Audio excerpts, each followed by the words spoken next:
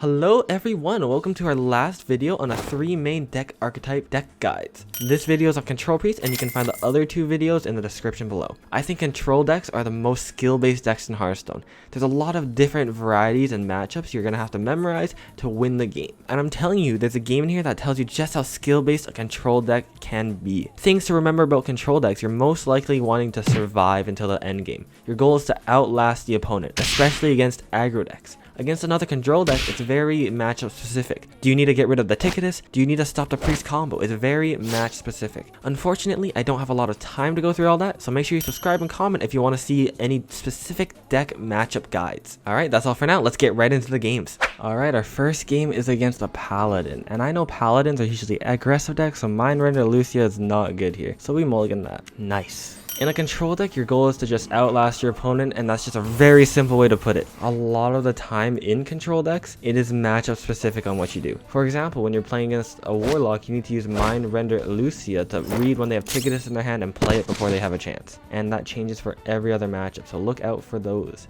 In general though, control decks, you just want to survive.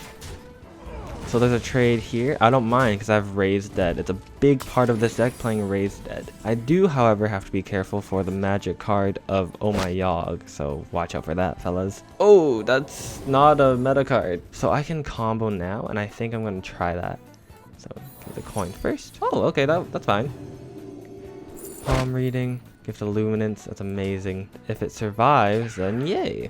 Nothing too much to worry about. Give the Luminance first. Ooh, fancy. Palm reading. Power Word Feast, because it activates another set. I can never pronounce these cards. And I know there's a secret called Galloping Savior, so I'm not going to play the third card yet until I can deal with it. Alright, so this person just played a huge board, and I mean a huge board when I say huge board. Don't play Body of Cthulhu into Oh My Yogg, bad idea. I'm gonna Hysteria this, just to test first. So we're gonna try it, and there's the secret. Ooh, the secret turns into Evocation, that's amazing. And Evolving Missiles, okay. So I'm gonna control the board. Again, Control Priest, you wanna control the board, who would've guessed? I'm gonna pick Holy Nova, because I'm scared of the big board that's happening. There's the Avenge, the Evolving Missiles. I have to go a bit faster now. Come on, hurry, hurry, hurry. And I got unlucky, it didn't hit the Mancrick. That's okay though. I can still play Hysteria. And there's a full board clear. But again, what I did there is the key idea in control decks. I control the board and I get the win. Look at that.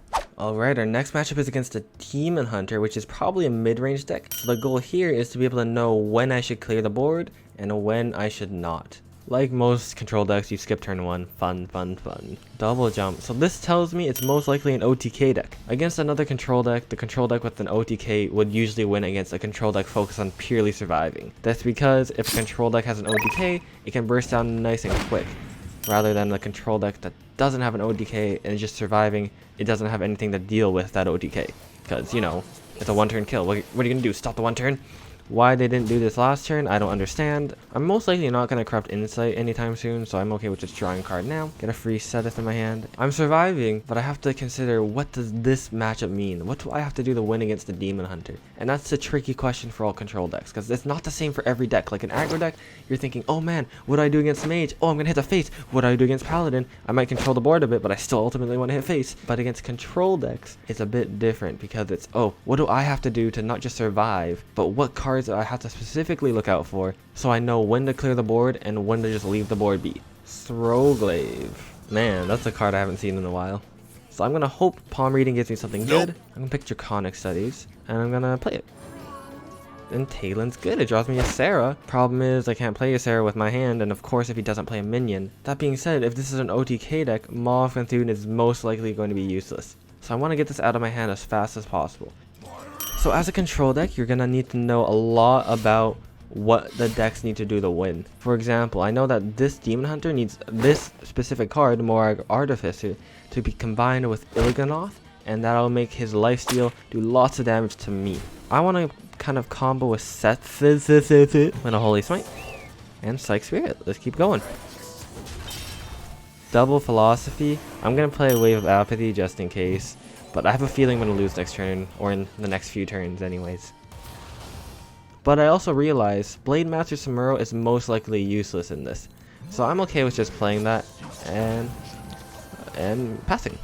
In a control versus another control deck, you need to know what cards are useless in your hand and what cards are not. Let's say I have 9 cards in my hand, which I do, and then I drew a piece of Cthulhu, and then I milled that piece of Cthulhu. I'd pretty much lose guaranteed. So how do I win this game? That's what you might be asking yourself. And there's actually one way I can win this game for sure.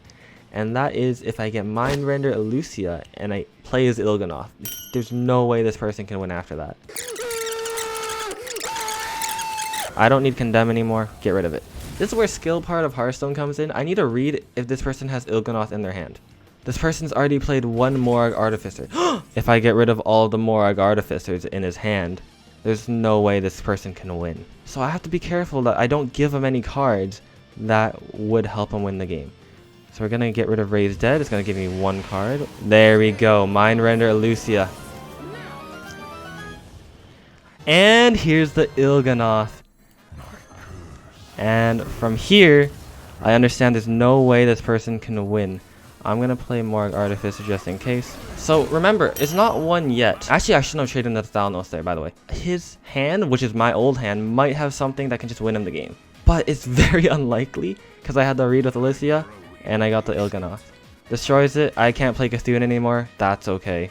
Because this person physically can't win anymore. Sure, he's going to heal with... Or I'm going to heal because it's my own minion. That's how we win control versus ODK. Very specific match. Very specific cards. We switch back to hands. Switch back decks. This person's still going to play it out just in case. I respect that. Gonna palm reading first just because I can. Powered Infusion gives me the most value right now. Brightwing first. Maiev.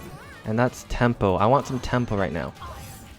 Shadow Word Death is most likely going to be useless, so I'm going to need to find a way to get rid of it. So I don't have any healing in my hand right now, so I'm thinking Xyrel is not that useful. I'd actually say Xyrel is a bit more useful if I just played as a minion right now. Look at my hand. I got a Condemn, I got a Hysteria, I got Heart of Cthulhu.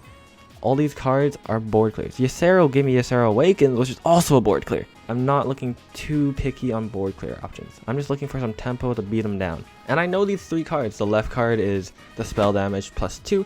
These middle cards are both Morag Artificers, and this right card is the card this person top decked. So how likely is this that this card is gonna save him? And this is how we play OTK versus control, or OTK versus heavy control, we'll say. You just gotta read the hand and maybe get a bit lucky, and that's how we win OTK versus control.